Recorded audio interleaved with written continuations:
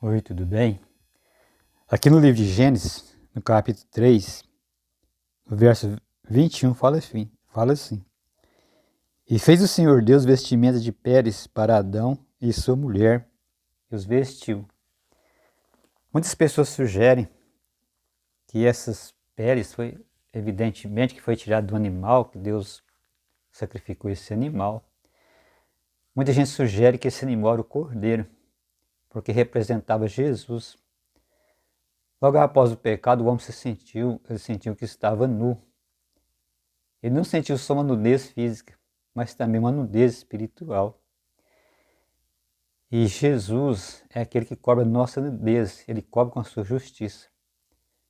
O próprio apóstolo Paulo fala que nós devemos nos revestir de Cristo. Então, quando o homem pecou, a primeira criatura a morrer foi um animal, porque esse animal representava Jesus que viria morrer pelos pecados.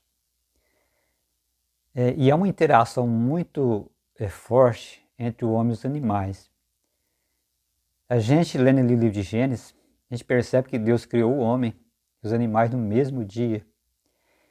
E foi o homem que deu nome aos animais. Então Deus chamou o homem e mostrou os animais, ele foi colocando nome em cada um. Deus considerou aqueles nomes. Porque, na verdade, Deus queria que o homem interagisse com a criação, com a sua criação. Principalmente com os animais. E quando finalmente veio o dilúvio, Deus salvou os animais também ali na arca. E após o dilúvio, Deus ele autorizou que o homem comesse carne de animais. Então a gente pode entender que os animais salvou o homem ali, porque não tinha outro tipo de alimento. Então durante toda a nossa vida existe essa interação, porque nós amamos. Eu creio que hoje a maioria das pessoas ama os animais. Pouquíssimas pessoas não têm amor aos animais, porque é uma conscientização muito grande a esse respeito.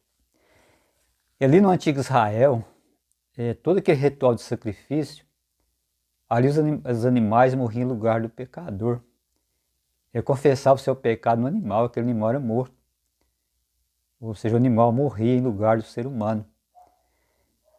Então a gente vê a importância dos animais. Uma outra coisa muito interessante também é porque quando Deus fazia aquelas guerras, usava o povo de Israel para fazer aquelas guerras, havia certas ocasiões em que Deus mandava matar não só as pessoas, por causa de tão grande a sua iniquidade, mas também sacrificava os animais.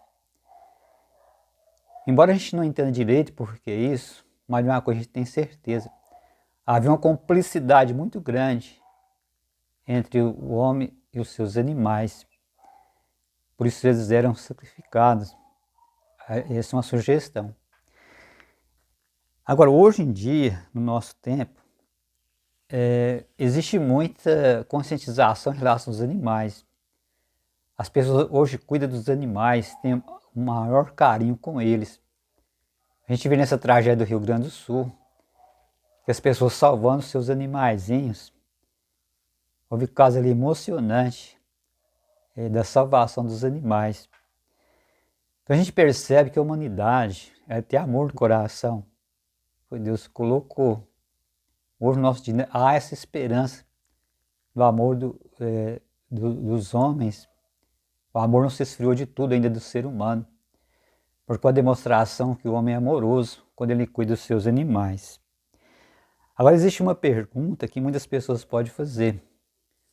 O que será dos animais no novo céu, na nova terra? Será que Deus vai ressuscitar os animais? Porque a Bíblia fala que Deus vai ressuscitar o ser humano, vai dar um corpo glorioso para o ser humano.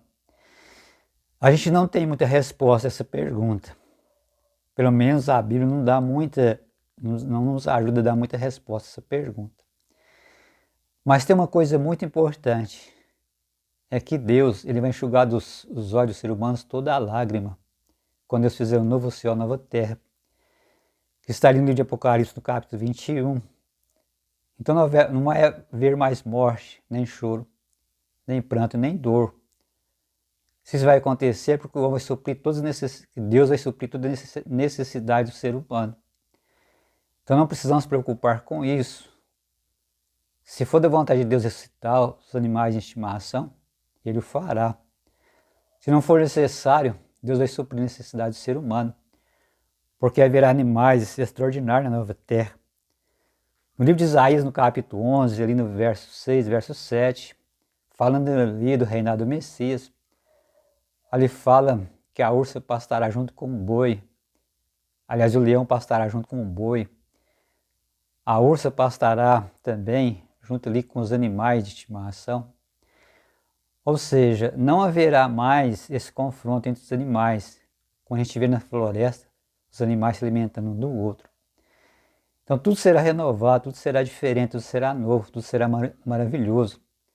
Não haverá vestígio do pecado, nem entre os homens e nem menos entre os animais.